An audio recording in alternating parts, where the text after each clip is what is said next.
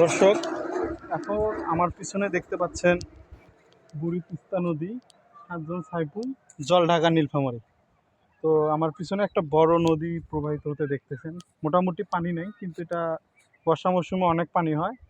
আমি আছি দাঁড়িয়ে এখন বাংলাদেশের অন্যতম বৃহৎ সেচ প্রকল্প, তিস্তা সেচ প্রকল্প।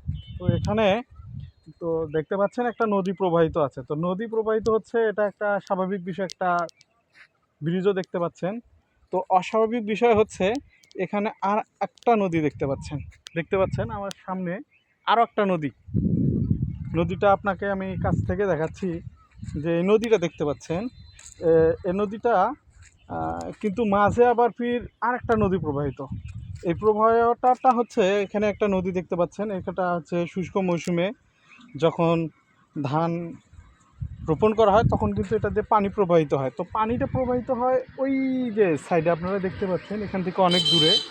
এই নদীটার ওপাশে আর একটা নদী, অর্থাৎ এই নদীটা ওই পাশ থেকে আসছে, কিন্তু এর মাঝে আর একটা নদী প্রবাহিত। এটা একটা সাইবন প্রণালী। অর্থাৎ সাইবন প্রণালীটা হচ্ছে এমন একটা প্রণালী যেটা উপর দিয়ে একটা পানি, দুটি জলধারা প্রবাহিত হয়, একটা উপর দিয়ে যায় এবং আরেকটা নিচ দিয়ে। অর্থাৎ এই নদীটা যে আপনারা আমার সামনে দেখতে পাচ্ছেন, এই নদীটার কিন্তু এইখানে এসে থামে নাই, বরং নিচ দিয়ে একটা রাস্তা তৈরি করা আছে কৃত্রিমভাবে, যে রাস্তাটা দিয়ে ওই যে দূর থেকে দেখতে পাচ্ছেন নদী, ওই নদী থেকে, অর্থাৎ ওই নালা থেকে এখান দিয়ে কিন্তু পানিটা যায়। পাশাপাশি যে একটা নদী, এটা কিন্তু প্রাকৃতিক নদী, এটা কিন্তু প্রবাহিত হয়ে গেছে আলাদা সাইডে, যেটা আপনারা দেখতে পাচ্ছেন।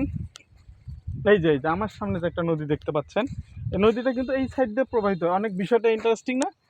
আপনারা হয়তোবা দেখে থাকবেন যে অনেকে হয়তোবা প্রথমে দেখছেন, জীবনের প্রথমে, এর আগে কখনো এরকম দেখেন নাই যে এখানে একটা নদী, পাশে আর একটা নদী, কিন্তু এই নদীটার, এর নদীর এই নদীটার মাছ দিয়ে নিচ দিয়ে প্রবাহিত হয়ে আর একটা নদীতে যা মিলিত হয়েছে। এটা একটা সাইবন প্রণালী।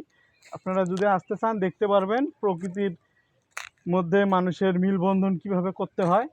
এটা এলাকার মানুষের জন্য একটা বড় একটা আশীর্বাদ হতো, যে এলাকার মানুষের শুষ্ক পানিতে, মানে মৌসুমে যে একটা পানির সমস্যা, সেটা কিন্তু নিরসন করা হয়। ভারত থেকেই পানিগুলো আসে, আপনারা জানেন। তিস্তা নদীর যে আমাদের সেচ প্রকল্পর যে হচ্ছে একটা ভারতের সাথে আমাদের চুক্তি ছিল, সেটা থেকে এটা আসে। এই যে একটা সুন্দর প্রণালী, অবশ্যই আসবেন। যদি কেউ প্রথম দেখে থাকেন, অবশ্যই লাইক করতে ভুলবেন এবং সাবস্ক্রাইব করবেন। আমি মূলত এরকমই ভিডিও দিয়ে থাকি। আমি অন্য পেশার সাথে জড়িত, পাশাপাশি সময় পেলে আমি ভিডিও করি। আপনারা একটা সাবস্ক্রাইব করলে হয়তোবা আমার জন্য খুবই ভালো লাগা কাজ করে। এখান থেকে আমার ইনকাম করা প্রথম কোনো লক্ষ্য না, অর্থাৎ আমার ভিডিও করা ভালো লাগে বিধায় আমি ভিডিও করতেছি। এই দেখতে পাচ্ছেন, প্রণালীটা দেখার জন্য আপনাদের আমন্ত্রণ রইল। চলে আসবেন জলঢাকায়, নীলফামারী জেলার জলঢাকা থানায়।